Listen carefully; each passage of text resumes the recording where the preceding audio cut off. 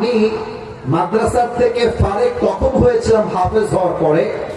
আল্লাহর রহমতে হাফেজ হওয়ার পরে, ফারেক হওয়ার পরে প্রায় 9 বছর পরে গিয়েও আল্লাহ এতটা ইয়াদ দিয়েছিলেন, এতটা কোরআন ইয়াদ করে বের হয়েছিলাম।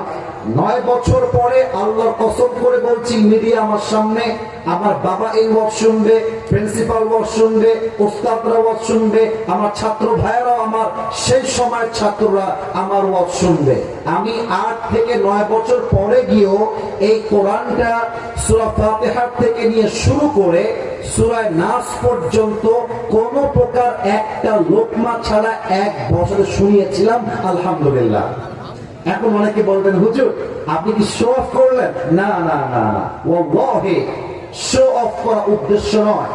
আর যে ছাত্ররা পাগড়ি নিয়েছো তোমরা, তোমাদের কাছে আমার হাত জোর করে আবদার, যা হাফেজ হলে হয় না, এটাকে ধরে রাখার জন্য প্রতিনিয়ত তেলাওয়াত করতে হয়, ফজর নামাজ তেলাওয়াত করতে হয়, তাহাজ্জুদ তেলাওয়াত করতে হয়, সুন্নাত তেলাওয়াত করতে হয়, বাসায় গিয়ে তেলাওয়াত করতে হয়।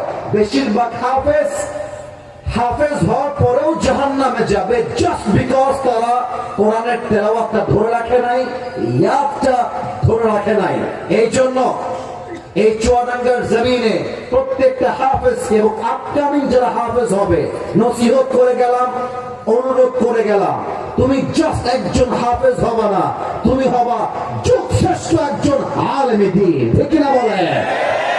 তুমি হবা আগামী ডক্টর জাকির নায়েক, তুমি হবা আগামী ডক্টর মিজানুর রহমান আজহারি, তুমি হবা আগামী মাওলানা তারিক জামিল, তুমি হবা আগামী মাওলানা মুফতি তকি ওসমান সাহেব, তুমি হবা এমন একজন আলেম যার কথা শুনলে হাজার বিধর্মী কালেমা পড়ে মুসলমান হয়ে যাবে, ঠিক কিনা বলে? আল্লাহ মাদ্রাসার প্রত্যেকটা ছাত্রকে কবুল করে নিক, পড়ে সবাই আমিন।